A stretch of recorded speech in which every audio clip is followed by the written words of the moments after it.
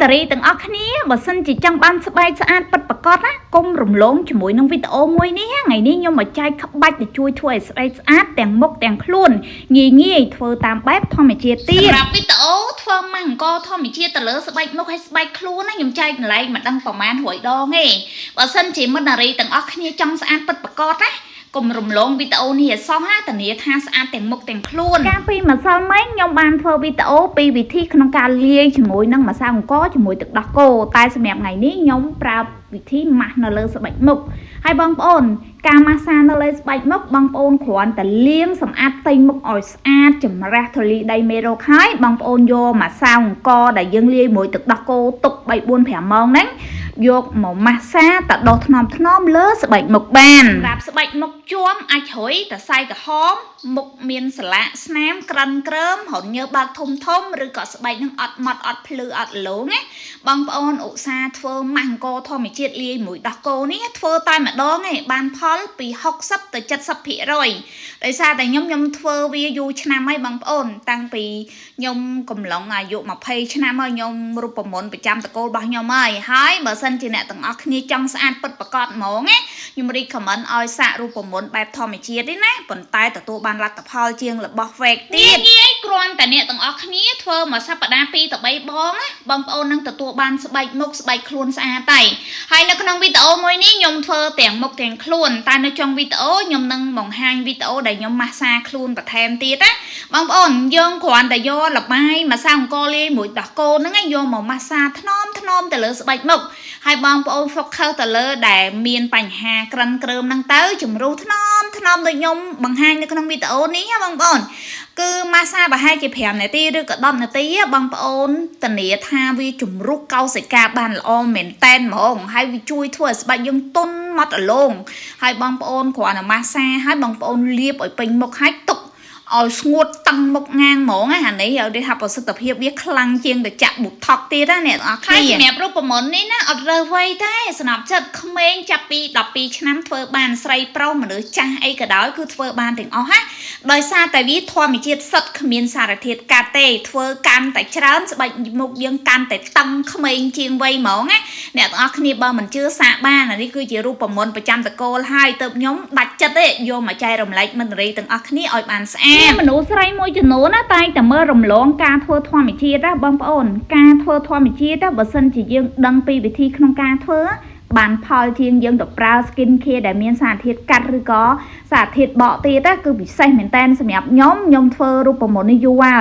ហើយម្សៅអង្ករដែលយើងយកមកធ្វើត្រូវតែបញ្ជាក់ថាម្សៅអង្ករសុទ្ធគ្មានសារធាតុថ្នាំណាសម្រាប់ខ្ញុំមានម្សៅអង្ករដែលខ្ញុំធ្វើខ្លួនឯងផ្ទាល់ហ្មងហើយខ្ញុំធ្វើទាំងមុខទាំងខ្លួនងាយស្រួលបងប្អូនគ្រាន់តែមួយសប្តាហ៍ជំរុះកោសិកាស្បែកមុខត្រឹមតែ 2 ទៅ 3 ដងអ្នកទាំងអស់គ្នាក៏ទទួលបានស្បែកស្អាតដែរខ្ញុំគ្រាន់តែដុសថ្ន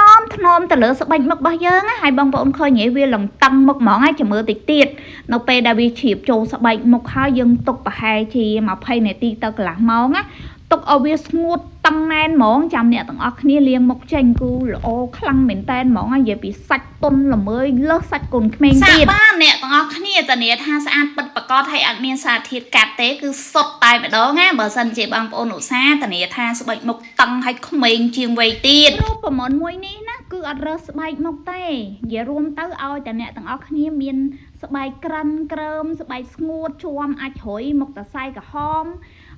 មុខស្ងួតហើយមួយទៀតរញើបើកធំអីចឹងណាបងប្អូនអាចសាកធ្វើរូបមន្តម៉ាស់អង្គធម្មជាតិជាមួយទឹកដោះគោនេះបានបងប្អូនគ្រាន់តែម៉ាស្សាទៅដោសលើស្បែកថ្នមអីទុកឲ្យបានស្ងួតទៅបងប្អូននឹងទទួលបានទី1ស្បែកមុខយើងតឹងទី2ស្បែកយើងម៉ត់អាឡូងទី3ជួយជំរុះកោសិកាបានល្អទៀតសាកតែម្ដងអ្នកទាំងអស់គ្នាដឹងតែជាប់ចិត្តហ្មងបន្ទាប់ពីខ្ញុំម៉ាស្សាវារួចហើយអ្នកទាំងអស់គ្នាយើងលាបឲ្យពេញមុខអញ្ចឹងមកហើយម្សៅអង្ករវាល្មូតលើស្បែកណានេះឥឡូវនេះវាចាប់ផ្ដើមរៀងតឹងតិចហើយអ្នកទាំងអស់គ្នាឃើញតឹងហើយវាទាញមុខយើងទៅខាងឡងតឹងផ្អឹសដូចយើងទៅប្រើប៊ូថុកអញ្ចឹងណាអ្នកទាំងអស់គ្នាអញ្ចឹងអ្នកដែលធ្លាប់ចាក់ប៊ូថុកដឹងណាតាក់ចាក់ភ្លាមតឹងភ្លាមហើយបើម្សៅអង្ករធម្មជាតិនេះលើសប៊ូថុករាប់រយដងទៀតម៉ាស្សាត្រឹមតែ10 នាទីទុកឲ្យស្ងួតប្រហែល5 នាទីទៀតណាគូវាទាញមុខយើងតឹងផ្អឹសនិយាយរួមអត់កំណត់នាទីបងប្អូនទុកមកស្ងួតលើមុខហ្មងណាបងប្អូនឃើញចាក់ស្ដែងគឺថានៅថ្ងៃ ដោយថាជ្រួញក្រៅភ្នែកអីហ្នឹងគូថាទាញឡើងតឹងផ្អឹសជឿជាក់ហ្មងសាកបានអ្នកទាំងអស់គ្នាល្អគឺល្អពិតឲ្យតាអ្នកទាំងអស់គ្នាឧស្សាហ៍ខ្ញុំនិយាយមែនគឺទទួលបានផលគុណនឹង10ហ្មងហើយកុំឃើញថារបស់ធម្មជាតិចឹងអត់បានផលអ្នកទាំងអស់គ្នាខ្ញុំនិយាយត្រង់បើបានតែធ្វើតែម្ដងឲ្យជាប់ចិត្តសាហាវហ្មងណាបងប្អូនចាំមើលណានៅពេលដែលខ្ញុំទុកបានកន្លះម៉ោងអ្នកទាំងអស់គ្នាអូយនិយាយពីថា